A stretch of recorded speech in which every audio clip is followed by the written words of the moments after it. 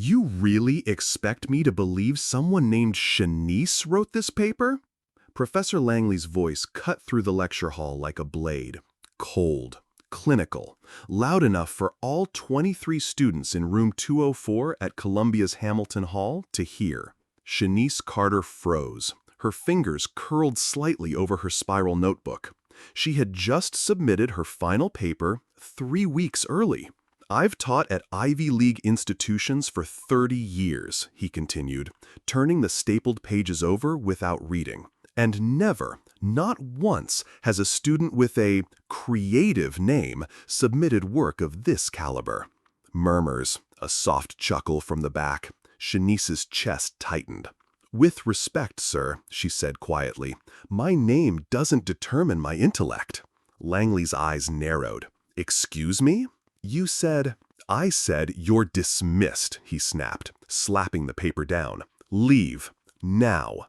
And so she stood up, in front of the class, in silence. But what she said next shut the room down.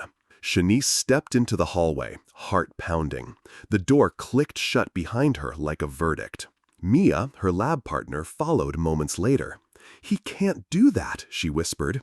"You crushed that paper. I read it." "I don't want trouble," Shanice murmured. "They'll just say I'm being dramatic." But the damage was already spreading. Someone had posted a blurry photo of her leaving the classroom with the caption, "To Hood for honors, #ShaniceGate." Within hours, it reached the campus forum. The comments hit like punches. "Bet she got in on a diversity quota. Probably plagiarized and cried racism. What kind of serious students named Shanice anyway?" In the dorm bathroom that night, Shanice stared at her reflection. Her name echoed in her mind, not as identity, but as accusation.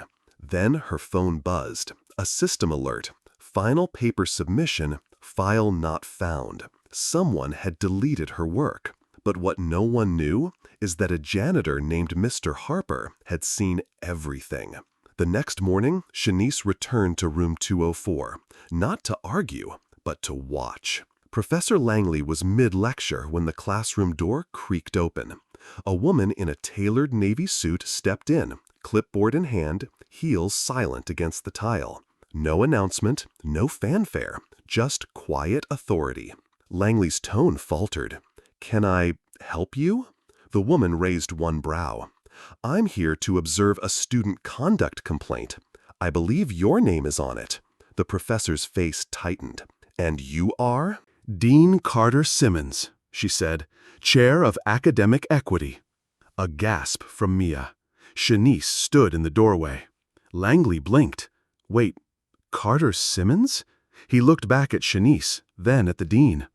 "Miss Carter is my daughter," the dean confirmed, "and she wrote every word of that essay, in this very house where I once taught philosophy before I became dean." Langley froze. His mouth opened, but nothing came out. The silence in the room roared louder than his denial. And then came the second twist. Mr. Harper stepped in, holding a flash drive. Mr. Harper, the janitor with the quiet eyes and slow gait, approached the front of the class. He said nothing, just handed the flash drive to the dean. "I thought this might help," he said gently. "Security cam footage from outside this classroom yesterday and audio." Dean Carter Simmons nodded once, accepting it without a word.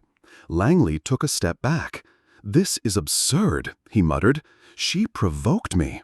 "By having a name that challenged your bias?" the dean asked, not raising her voice. "Or by writing something you never expected someone like her to be capable of?" Silence again. Then Shanice's voice cut through it all. "For the record," she said, her voice steady now, "I asked my mom never to use her name to protect me.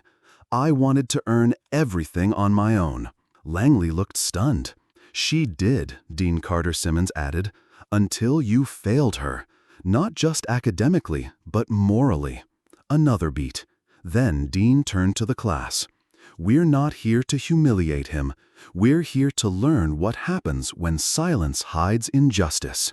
And in that silence, Even the ones who laughed yesterday now sat still.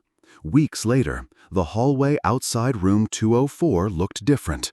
A small plaque had been mounted beside the door. It read, "The Carter Simmons Initiative for Equity in Naming, founded by Shanice Carter." Students paused to read it, some touching the cool bronze with quiet reverence. Inside the room, a new professor taught now. Langley had been placed on indefinite leave pending review. No formal announcement was ever made, but his absence spoke volumes. Shanice never asked for a public apology. She didn't need one. She walked the campus with her head held higher, notebook in hand. Her name, once mocked, now engraved in the place that once rejected it. Mia walked beside her. "You're really not mad he never said sorry?" Shanice smiled, soft and sure. He said it loud enough the moment he went silent. As she passed the plaque, sunlight hit the engraved letters, Shanice Carter, casting a long shadow behind her. And in that silence, they finally heard her. Thanks for watching this video. Shanice Carter's story reminds us that names carry history, pride, and identity, not limitation. She didn't raise her voice. She raised a mirror. And in that reflection, bias broke. If you've ever been judged by your name, your skin, or your silence, know this: dignity needs no permission to be seen. Drop a comment if this story moved you. Subscribe to our channel for more true stories that challenge injustice and quietly rewrite the rules.